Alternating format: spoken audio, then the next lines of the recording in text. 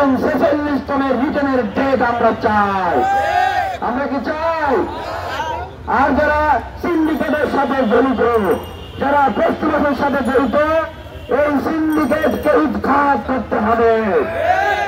বাংলার ছাত্র সমাজ বেঁচে থাকতে এই সিন্ডিকেটকে 5ই আগস্ট পরবর্তী বাংলাদেশে নতুন করে মাথা চাড়া দিয়ে উঠতে পারবে না।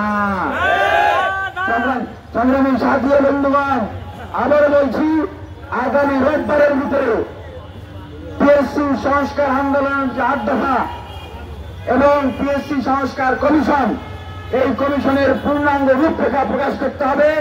8 দফা বাস্তবায়নের সুস্পষ্ট রূপরেখা প্রকাশ করতে হবে।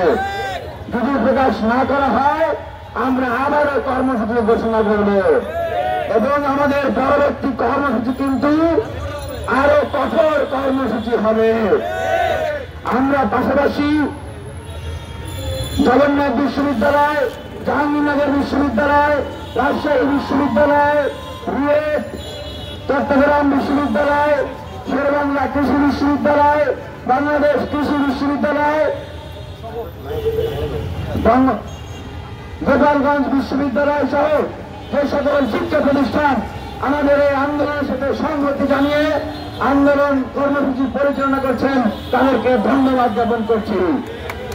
আগামী রোববার বন্ধ, তাই সোমবারের ভিতরে যদি পিএসসি সংস্কার কমিশনে পূর্ণাঙ্গ রূপরেখা প্রকাশ করা না হয় এবং 8 দফা বাস্তবায়নের সুস্পষ্ট রূপরেখা প্রকাশ করা না হয়, আমরা কঠোর কর্মসূচি ঘোষণা করব।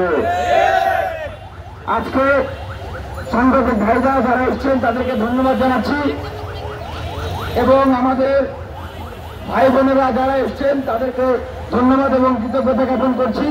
আমাদের 8 দফার লিফলেট আছে, যাদের দরকার প্রয়োজন আছেন আমরা তাদেরকে লিফলেটটি সরবরাহ করবো। ধন্যবাদ সবাইকে।